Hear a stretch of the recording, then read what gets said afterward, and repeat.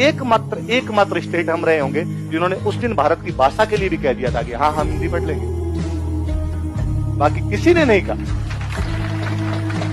भारत के तमाम राज्य, पंजाब करा था हमें पंजाबी पढ़नी है, गुजरात करा हमें गुजराती पढ़नी है, महाराष्ट्र करा हमें मराठी पढ़नी है, साउथ करा हमें अपनी पढ़नी है, नॉर्थ ईस्ट करा हमें अपनी पढ़नी है, बंगाल करा बंगाली पढ़नी है, उड़ीसा करा उड़िया पढ़नी है। ये दुर्भाग्य हमारे पक्ष में आया कि हम भारत की हिंदी स्टेट घोषित कर दिए।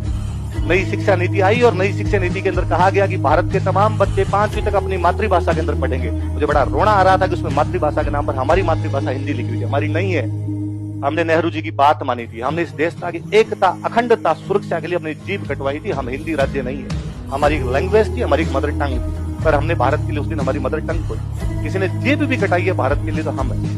मुझे आज बड़ा प्राउड फील होता है कि मैं इधर चूरू का रहने वाला हूँ। मैं चूरू सीकर झुंझुनू के जिस किसी गांव से गुजरता हूँ, 99 के युद्ध में एकमात्र ऐसा कोई गांव नहीं होगा जहां का शहीद नहीं, पूरा झुंझुनू और सीकर भरा पड़ा है। मैं कभी जोधपुर के शेरगढ़ की तरफ निकल जाता हूँ, गांव के अंदर शहीद होंगे। और ये तमाम राजस्थान की स्थिति है। हम आज भी, हमारा सिंगल आदमी कभी नहीं कहता कि हमें भारत से लगा, और 100 प्रॉब्लम होगी हमारे यहाँ पर, हमने कभी इस बात को लेकर समझौता नहीं। अच्छा, लोग कई बार और कहते हैं कि यार ये जहाँ प्रॉब्लम चलती है ना, जैसे कश्मीर में प्रॉब्लम चलती है, कि वहां पे मुस्लिम मेजोरिटी है, मुस्लिम्स रहते हैं इसलिए वहां पर प्रॉब्लम हो गई, या पंजाब के अंदर चलती है तो वहां पे सिख मेजोरिटी है, थोड़े अलग धर्म के लोग रहते हैं इसलिए प्रॉब्लम हो गई। मैं कहता हूँ हमारे 4 जिले इस बाउंड्री के ऊपर आते हैं बड़े तौर पे। गंगानगर आता है, बीकानेर आता है, बाड़मेर रहता है, जैसलमेर रहता है। पूरी बाउंड्री मुसलमानों और सिखों से भरी पड़ी है, तो भी नहीं। पूरी बाउंड्री पर हमारे मुस्लिम और सिख है, पर हमारे वालों तो ये भी नहीं कहा। इसका मतलब तुम्हारे लॉजिक भेद भौंतरे हैं, तुम्हारे लॉजिक बहुत ही अजीब से है। तुम उन लॉजिक को देना भी नहीं चाहते कि तुम्हारी समस्या क्या है, नहीं तो तुम समस्याओं की जड़ों में जाना चाहते। यदि वो समस्या जो तुम गिनाते हो वो फिर हमारे राजस्थान में भी, पर हमारा कोई भी आदमी इस प्रकार की बातें नहीं कर रहा है। तो आज के